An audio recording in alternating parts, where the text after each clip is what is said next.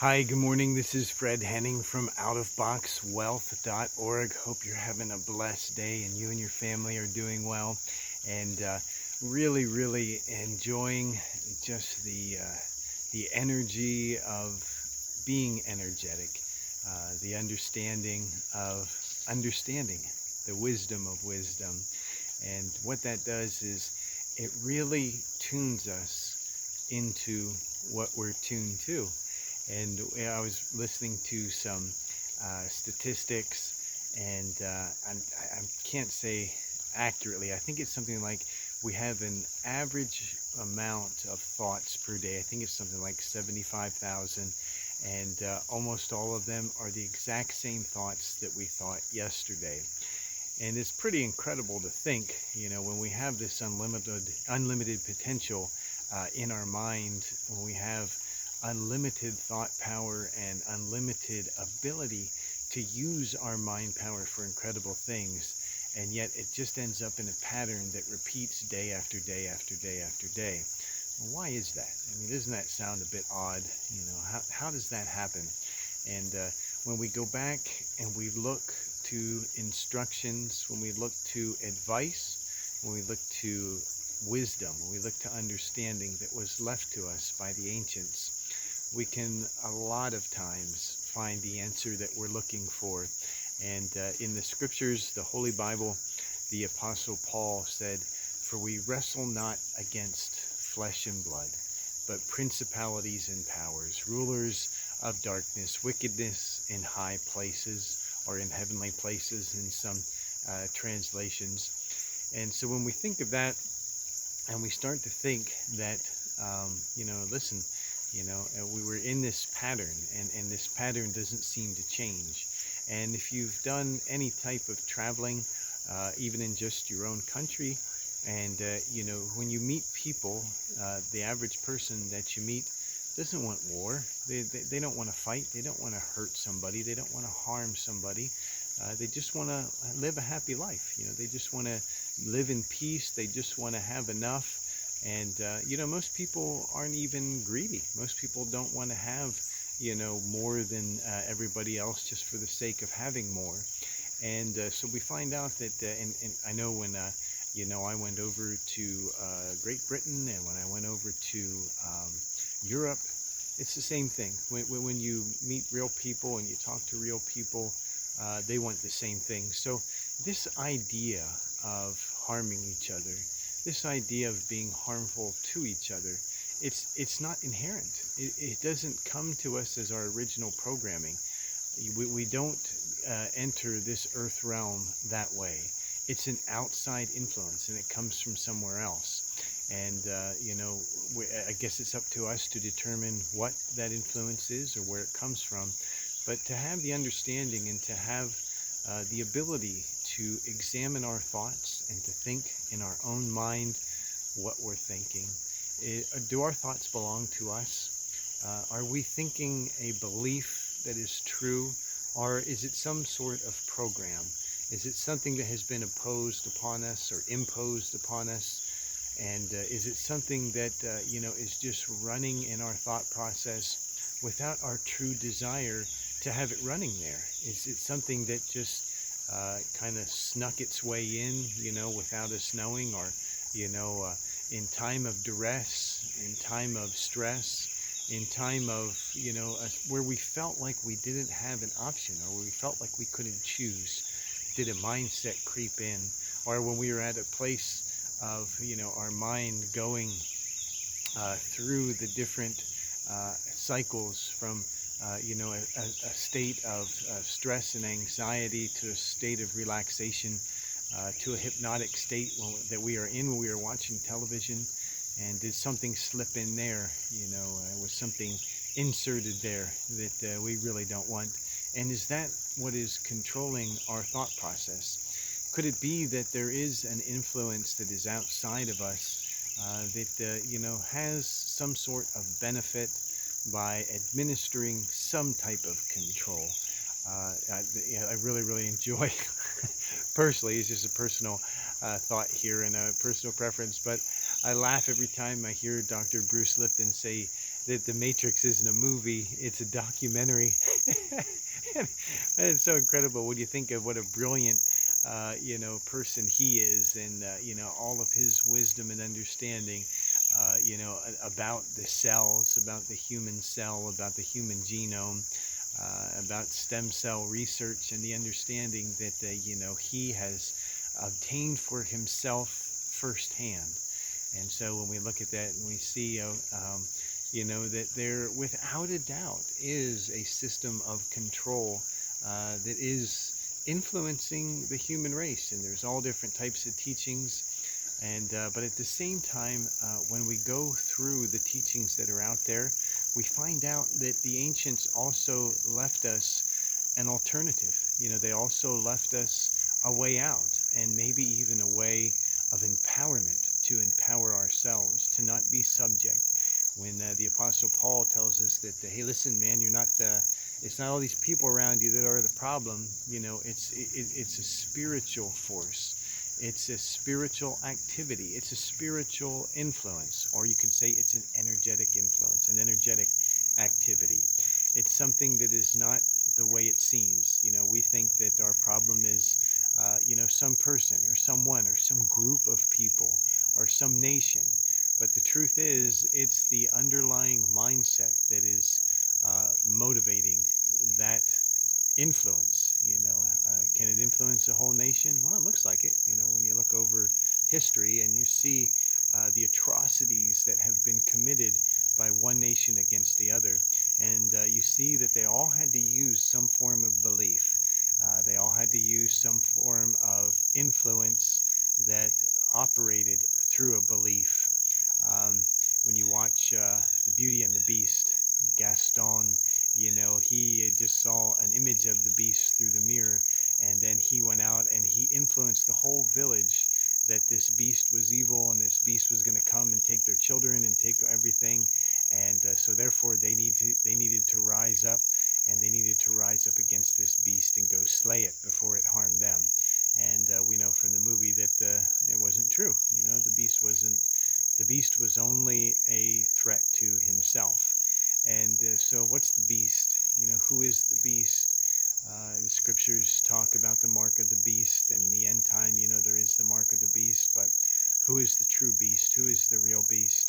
It's really very interesting when you look, and sometimes it's a little empowering to start from where we are and to go backwards. And when we go backwards and we see where we are right now with all types of electromagnetic toxins. There are there are toxins that are created in our environment by the electronics that we're using. There are different types of projects that are using different types of frequencies to send negative messages to the humanity. So some of the things that you feel, they're not your feelings, they're just signals that you're picking up, from these different frequencies. And when we go back and we realize that, when this country was at a pivotal point, and the administration of electricity and how we were going to give that to ourselves, Nikola Tesla figured out a way, and his technology would have given it to everyone for free. Everybody would have had electricity for free. Imagine what we would be now if that happened. Imagine, how far we would have been advanced. But others, and coincidentally, people who owned copper mines that, would have made the copper wire to go to everybody's house to hook electricity up in a way that people would have had to pay for it, because remember, Tesla's electricity would have been wireless. All you would have needed was, one of his antennas, to be able to produce an electric current that you could have used in your house.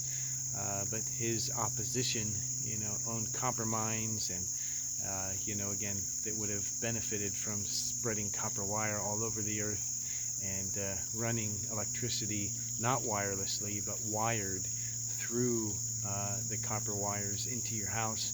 And anytime that electricity moves, or anytime power energy moves through a source, it creates a field, it creates a different field. and people have all types of autoimmune disorders, that are created by all types of different things, and some of these things just simply are not healthy for our human body. And so we go back from Tesla, and he had what was called, the Tesla Coil, and it looked like a pillar. It looked like a pillar that was, pretty large and had a couple rings around it. And when you go back and you look at some of the writings on ancient Egyptian walls, you'll see depictions of what they called the Jed pillar.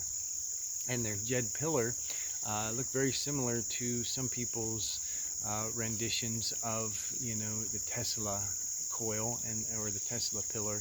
And but when you look at the Jed pillar in ancient Egyptian writings, and you find the teaching, you find out that they taught that there was it was an energetic field that all of us are connected to. And when they discovered this field, they had these Jed pillars, and these Jed pillars, produced an energetic field, which looks like electricity. It looks like, they had these Jed pillars, which functioned like a Tesla coil, and it's very likely that they may have had a type of electricity that was wireless. But what's very interesting is that they had people who mastered what they called the net. They were called netters, and these netters who mastered the net, which is the energetic field that they said connected everybody. But the netters who mastered this energetic field of the net in connection with the Jed pillars were called Jedi. And it's really interesting when you compare, these Jed pillars to the Jedi lightsabers that many of us are familiar with through movies. And boy, they look pretty similar. So it's very, very interesting. But what do we take out of all this? Were the Jedi real? Yeah, they were. There were real Jedi, and it's an ancient term. And so what does that mean for us now? Well, it may mean that there is a constant teaching parental influence that is constantly reaching out to us. And that, again, that our struggle, so to speak, that we perceive with our mind as a struggle is not against flesh and blood, not even against our own flesh and blood, which some ancient teachings teach. Some ancient teachings say that, the flesh is evil. Christianity, after the time of Constantine, taught that the flesh is evil. It's so evil it deserves to be eternally burned and incinerated in hell forever. And but that wasn't a belief that the people who, Constantine's faith says that their faith comes from.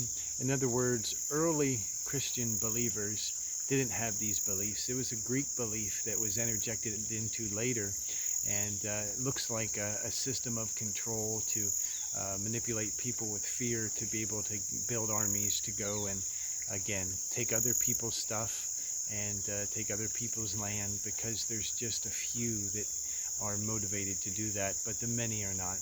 The many are not motivated to do that. People who live their own peaceful life just want to have their own space where they can be healthy, they can be peaceful, and they can live a happy, an abundant, and authentic life. And so when we look throughout the ages, when we look through the teaching, when we recognize the patterns that we are repeating daily in our own mind, and we start to become aware of the message that I'm pretty sure has been trying to get itself through to us from some of our first conscious moments, even until now, we find out that there's a different message than the one that we've been practicing. There's a different truth than the one that we've been believing. There's a different parental influence than the one has been imposed upon us. That there is, in fact, a different kingdom that is available to us to live in and to experience. And it's the true kingdom that the majority of our brothers and sisters, of the human species desire. So as we say to ourselves, as we become aware in ourselves that we want to uncover that kingdom, when we go back and we look at the ancients, a lot of things have been buried. It's worth everybody's few moments of time to do a little study on Göbekli Tepe, or to go to Gaia. Get your free trial of the Gaia network, the Gaia TV network, and watch ancient civilizations and look what they've uncovered. But just like Yeshua, Messiah, was 3 days, buried in the tomb and then rose again. There is a truth that has been buried for all of us that is the catalyst to our own resurrection, to our own connection, to our own Christ consciousness, where we can be released from the illusion of matter, where we are trying to change matter with matter, which takes a lot of energy. Instead, we can change, like the Jedi, to the mindset and the empowerment of influencing or changing matter with energy, and becoming a true priesthood, priestesshood, a true nation of humanity that is a believer in everyone's connectedness. We are all one.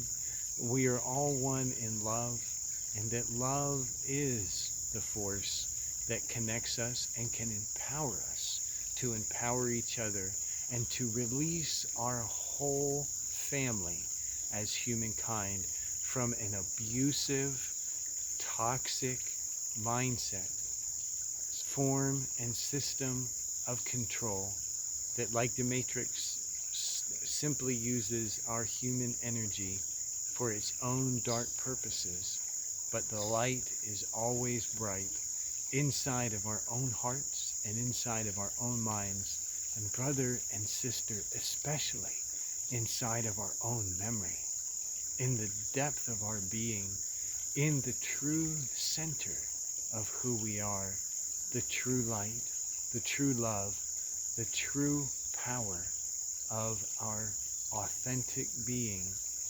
Right there in that centeredness is where we exist as who we truly are, seated in a place of security and strength, able to access the network of strength and authority, light and power, to be able to give unto ourselves and to our neighbor an energetic release of loving our neighbor as ourself.